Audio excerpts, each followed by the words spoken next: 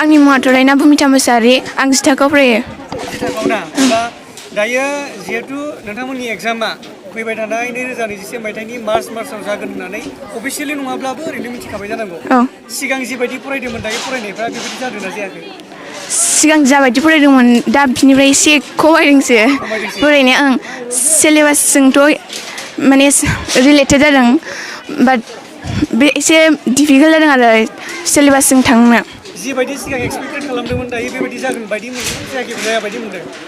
सिगां जाबायदि एक्सपेक्टेड खालामदोंमोन दा बिनि एसे खमायगोन बायदि मोनदों।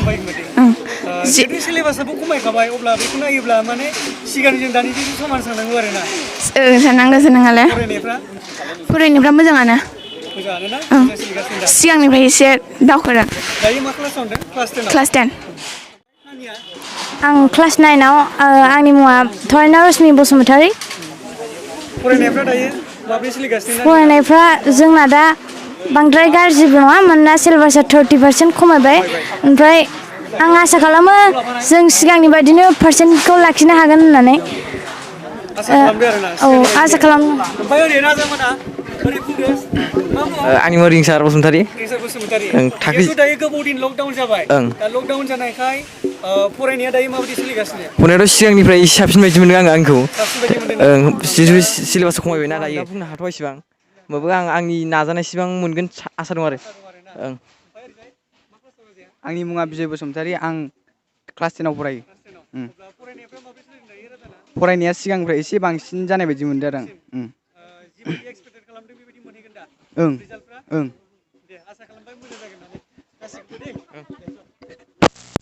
खुलुमबाय आंनि मुङा थरायना रजिरानि नार्जारि।